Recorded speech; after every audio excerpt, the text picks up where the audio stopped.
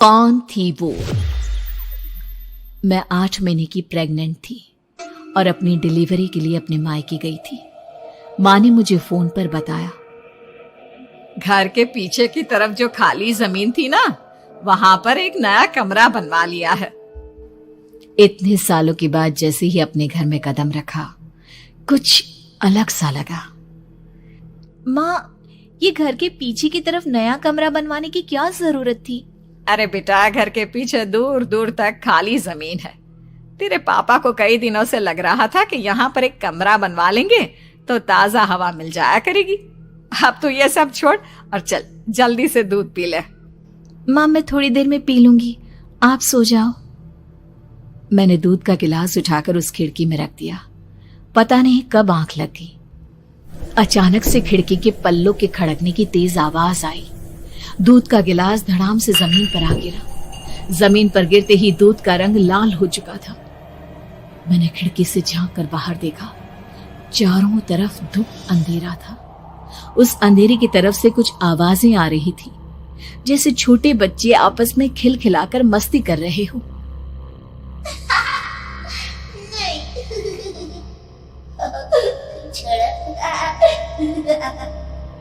इतनी रात को इतने घनघोर अंधेरे में बच्चों की आवाज कैसे आ रही है?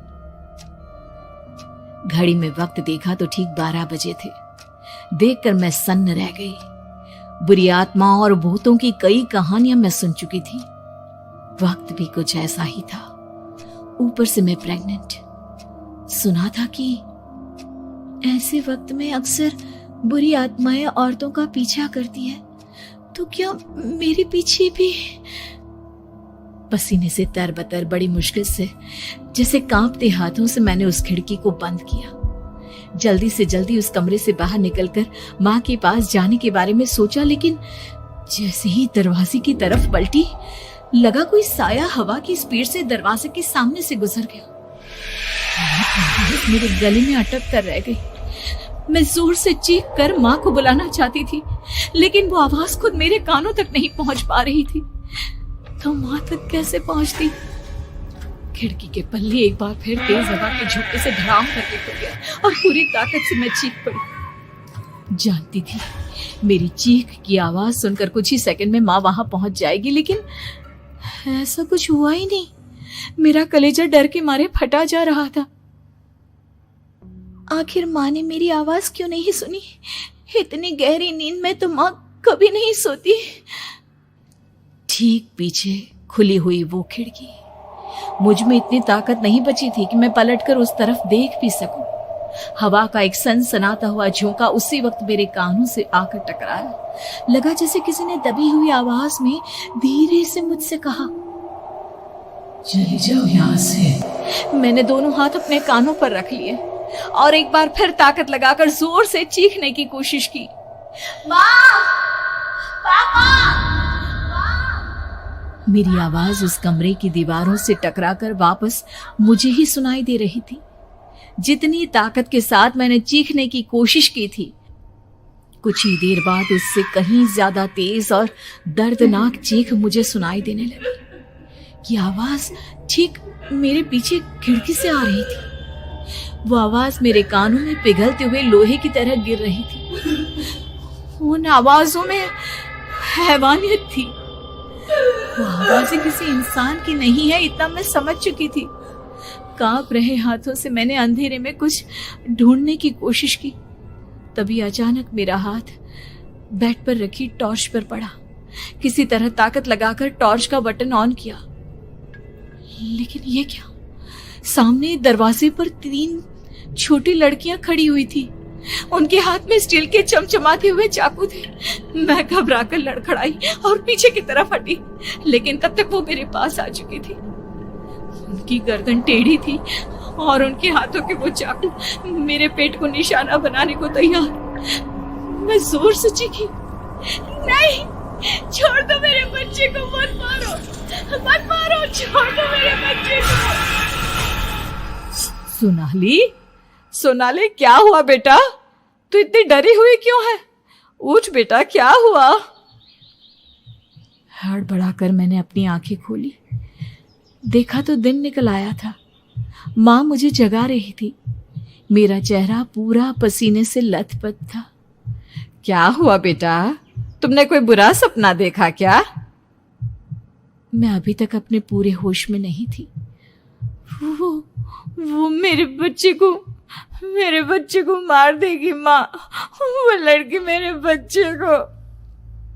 मैंने घबरा कर अपने पेट को छुआ। सब कुछ ठीक था। और वो दूध जो रात को यहाँ पर गिर गया था, उसका रंग लाल हो गया था।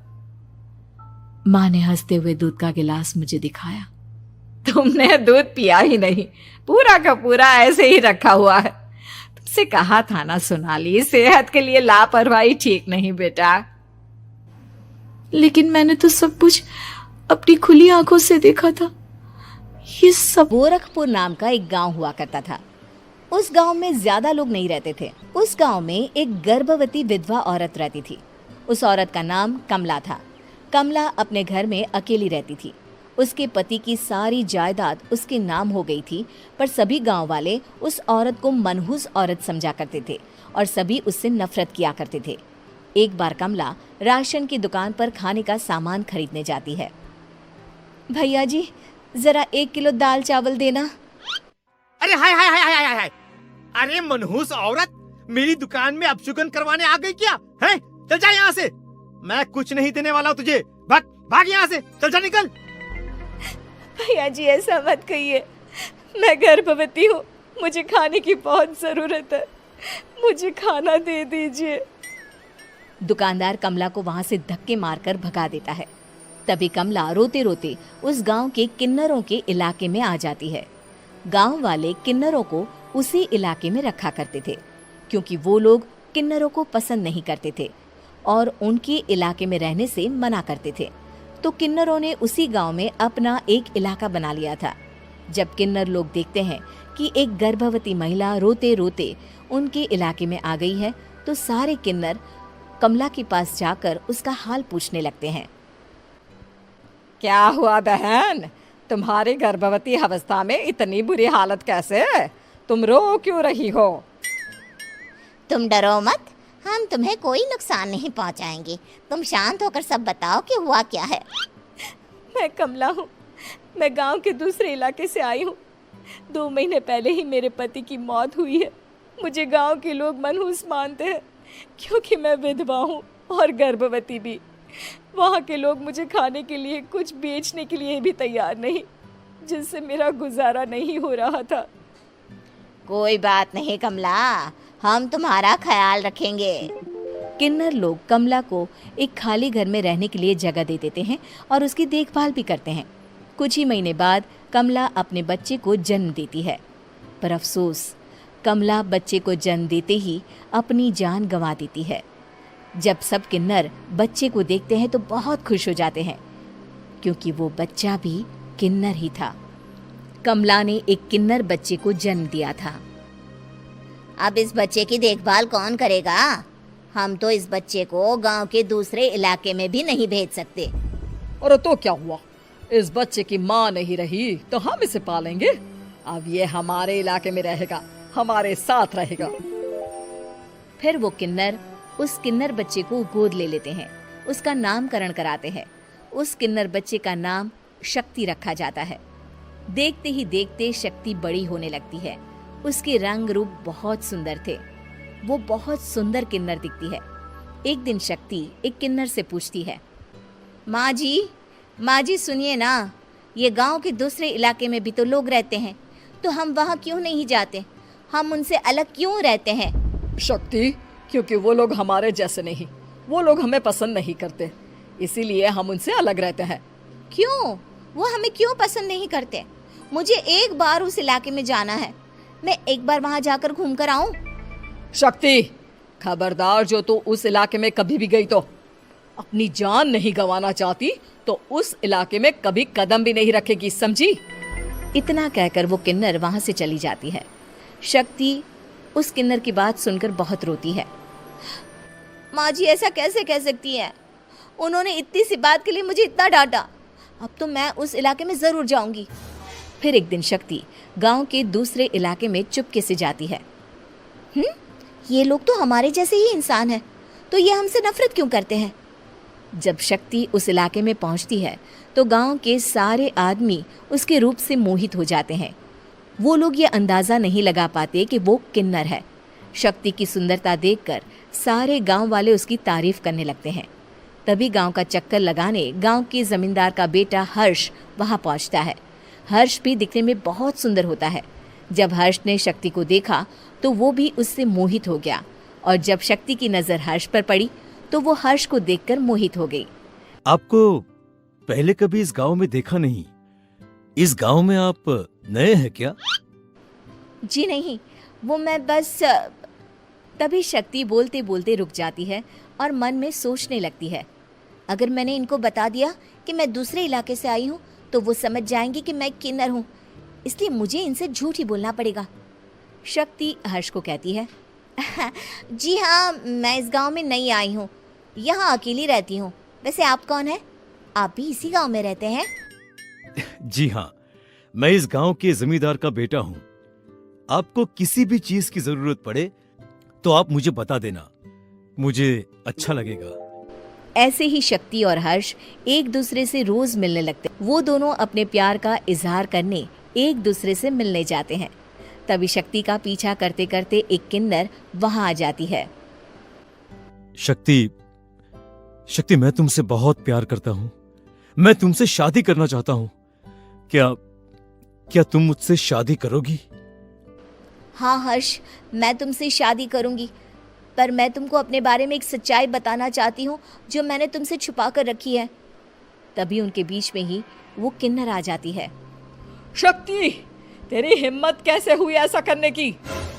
वो किन्नर शक्ति को खींचकर गांव के जमींदार के पास ले जाती है। हर्ष भी वहां शक्ति को बचाने के लिए पहुंच जाता है। जमींदार शक्ति और हर्ष के प्यार के बारे में सुनकर गुस्से में आ जाता है और शक्ति को गांव के बाहर निकालने की सजा देता है। शक्ति ये बात सहन नहीं कर पाती और कुएं में कूदकर अपनी जान दे देती है। जमींदार हर्ष की शादी गांव की एक लड़की से करवा देता है, पर हर्ष इस शादी से खुश नहीं होता। शक्ति अपना बदला लेने के लिए मरने के बाद किन्नर चुड़ैल बन जाती है। अब मैं इन गांव वालों को नहीं छोड़ूंगी, अब इनसे मैं अपने प्यार का बदला लूंगी। किन्नर चुड़ैल गांव वालों को परेशान करना शुरू कर देती है। एक बार वो रात को गांव के खेतों में पहुंच जाती है और वहां आग लगा देती है। सारी फसल जल के राख हो जाती है। जब एक आदमी रात को उठकर देखता है कि खेत में आग लग गई है तो वो वहां पहुंच जाता है। वो देखता है कि खेतों के बीचों बीच एक किन्नर चुड़ैल खड़ी है और वहां खड़े होकर ताली बजा रही है। गांव वाला किन्नर चुड़ैल को देखकर बेहोश हो जाता है। जब सुबह उस आदमी को होश आता है तो वो सीधा जमींदार के पास जाता है। अरे जमींदार साहब, अरे वो किन्नर चुड़ैल ने मेरी सारी फसल जला दी। अब मैं क्या करूंगा? क्या होगा मेरा? जमींदार चुड़ैल किन्नर का नाम सुनते ही सब कुछ समझ जाता है। अब वो बहुत डर जाता है। उसी रात को जब जमींदार डर के मारे अपने कमरे में सो नहीं पाता, तभी वहां अचानक से किन्नर चुड़ैल आ जाती है। किन्नर चुड़ैल जोर जोर से जमींदार के आगे खड़ी होकर हंसने लगती है और ताली बजाने लगती है। जमींदार उस डरावनी किन्नर चुड़ैल को देखकर बहुत डर जाता है। तूने मेरे साथ बहुत बुरा किया, अब मैं तुझे जान से मार दूंगी। नहीं नहीं नहीं नहीं नहीं, मुझे माफ कर दो, मुझे मत मारो। मैं कभी ऐसा दोबारा नहीं करूंगा। अब तुम जो बोलोगी वही मैं करूंगा।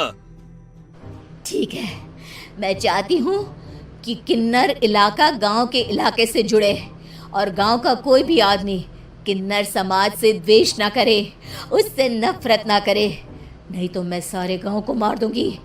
और तुम गांव में एक नया कानून बनाओ कि अगर किसी ने भी किन्नर समाज को हानि पहुंचाने की कोशिश भी करी या इनसे भेदभाव करने की भी कोशिश करी तो उनको कड़ी से कड़ी सजा मिलेगी। हाँ हाँ हाँ हाँ, मैं ऐसा ही करूंगा। तुम जो बोलोगी वो मैं करूंगा, पर मुझे जाने दो प्लीज। तब वो किन्नर चुड़ैल वहां से चली जाती है। गांव का जमींदार किन्नर चुड़ैल का कहा मानते हुए दोनों इलाकों को एक कर देता है और नया कानून भी लागू कर देता है। तब से वहां किन्नर समाज और बाकी गांव वाले शांतिपूर्वक रहने लगते हैं।